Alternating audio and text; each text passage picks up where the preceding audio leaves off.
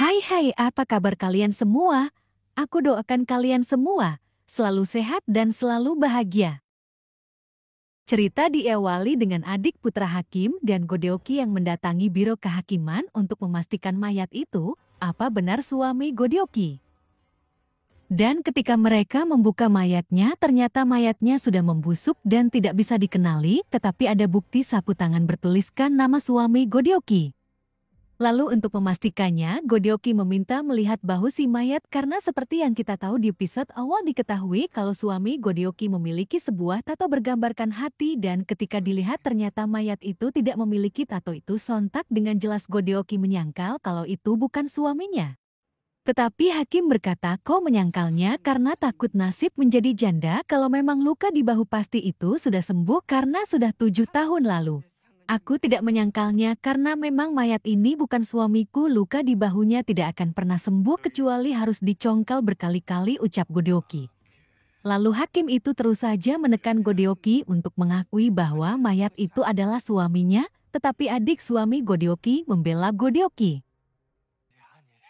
Lalu Ketdong mengabarkan ke semua pelayan kalau mayat itu bukan suami Godeoki. Lalu Godeoki yang akan perjalanan pulang dari biro kehakiman semua mata tertuju padanya karena adanya rumor kalau Godeoki tidak mengakui mayat itu adalah suaminya dan juga rumor dia meletakkan boneka kutukan di kamar adik iparnya karena iri pada istrinya. Sedangkan di rumah Godeoki dengan pelayan kepercayaannya juga adik iparnya mereka membahas boneka kutukan siapa yang berani menaruh boneka itu lalu Maxim berkata aku pernah memergoki kalau ada orang yang menguping dari luar kamarmu, sontak semua kaget. Tetapi pintarnya istri adiknya berkata kalau waktu kita menikahkan banyak orang ucapnya. Dan Godeoki mendatangi inspektur untuk membicarakan masalahnya. Sedangkan adik suami Godeoki disepelekan oleh bangsawan dua dan kelompoknya dan merasa tak terima adik suami Godeoki sambil marah dia membela Godeoki. Tetapi semua di tempat itu berkata kalau dia masih hidup kenapa selama 7 tahun tak kembali. Dan Godeoki juga mendatangi istri bangsawan satu mereka membahas tentang boneka kutukan lalu Godeoki berkata aku sebagai advokat hukum pasti ada orang yang membenciku. Lalu istri bangsawan satu teringat kalau waktu acara pernikahan adik Godeoki aku melihat Nyonya Sang jelas dia sangat membencimu dan ingin balas dendam denganmu. Lalu Godeoki yang sedang merencanakan sesuatu dengan Ketdong tiba-tiba istri adik suaminya memanggilnya dan menyuruhnya untuk keluar sebentar. Dan ternyata adik suami Godeoki sedang marah dan mengungkapkan kalau rumah yang kita tinggali ini rumah ini milik kakak iparku bukan milikku dia berjuang untuk mengembalikan nama baik ayahku waktu itu. Aku masih kecil dan sekarang aku berjanji besok pagi aku akan pergi mencari kakakku. Sontak semua pelayan menyetujui pernyataan itu. Karena memang sudah 7 tahun suami Godeoki tak pernah kembali. Semua orang setuju berbeda dengan Godeoki dia berkata jangan kau mencarinya percuma saja kau akan kecewa nantinya. Waktu aku perjalanan untuk membela temanku aku bertemu dengannya, tetapi dia justru tak menghiraukanku. Tetapi adik suami Godeoki tampak sangat bertekad akan membawa kakaknya kembali. Pagi pun tiba adik suami Godeoki akan pergi dengan pelayannya Doki dan mereka semua berpamitan. Sedangkan istri bangsawan dua mendatangi Nyonya Sang ternyata yang menyebarkan rumor adalah istri bangsawan dua, lalu Nyonya Sang sangat berterima kasih kepadanya. Dan kini adik suami Godeoki mendatangi sebuah wilayah dan mereka mencari suami Godeoki walau sudah mencarinya kemana-mana tidak satupun orang mengenal suami Godeoki.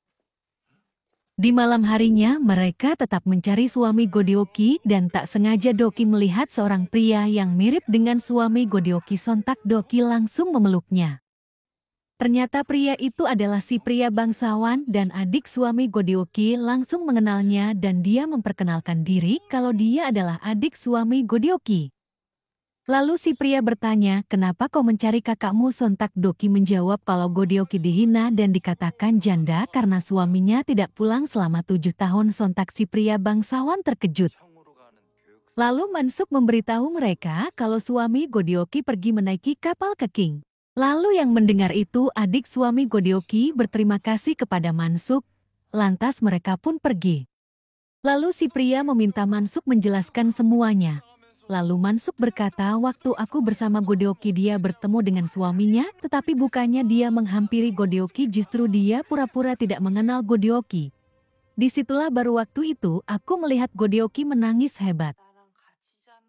Di malam harinya Godeoki mendatangi istri adik iparnya dan Godeoki berkata, bolehkah aku tidur di sini? Lalu mereka berbincang dan istri adik iparnya berkata, apa kakak tidak membenci suami kakak?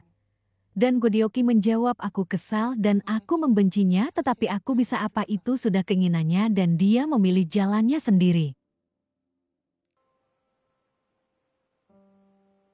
Sedangkan Doki sedang sakit waktu pencarian suami Godeoki, lalu adik suami Godeoki membelikan makanan dan obat.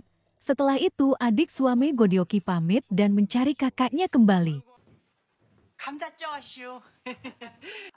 Keesokan harinya Maxim bersama istri adik iparnya membawakan Godeoki makanan dan Godeoki dengan sengaja memberikan tulisan kasus tentang Becky yang dihabisi oleh Nyonya Song. Dan Maxim menceritakan kalau Becky dihabisi dan digantung. Lalu untuk menanggung hukuman orang tuanya putranya mengakui kalau dia yang menghabisi Becky. Sontak hancur hati istri adik ipar mendengar kenyataan bahwa yang jahat adalah ibunya. Dan istri adik ipar yang sudah membaca catatan kasus Becky dia mendatangi ibunya dan menanyakan langsung ibunya yang sudah dirasuki oleh dendam. Dia tetap berpikir kalau Becky yang merayu putranya hingga putranya bunuh diri dan dia tetap berpikir semua yang dilakukannya hal yang wajar. Ini gila sih. Bahkan Nyonya Song terus membuat istri adik ipar menuruti semua rencananya. Dan ada acara festival di wilayah itu, dan Godeoki memberikan uang dan menyuruh semua pelayannya bersenang-senang. Lantas di tempat adik suami Godeoki dia terus mencari kakaknya sampai larut malam, dan tak sengaja dia memasuki wilayah yang terkenal dengan kejahatan kriminalnya, dan akhirnya adik suami Godeoki dipukul dan diambil barang-barang berharga miliknya. Dan di malam harinya, di tempat Godeoki di malam harinya, istri adik ipar membawa pasukan penculik janda untuk menghabisi Godeoki.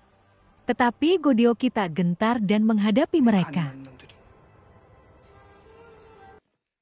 Scene berpindah tak sengaja adik suami Godeoki bertabrakan dengan seseorang, dan ternyata setelah melihat poster orang itu mengenalinya. Sedang di tempat Nyonya Song sedang menunggu kabar tentang Godeoki, dia pikir yang datang itu puterinya, ternyata yang datang adalah Godeoki. Sontak Nyonya Song sangat terkejut. Dan cerita flashback ternyata kita sebut nama ya Miryong menemui Godeoki dan mengembalikan gelangnya, dan sebelum Miryong menjelaskan semuanya Godeoki sudah mengetahui sebelum Miryong mendatanginya karena dia sudah menyelidiki semua sebelum Miryong mengaku.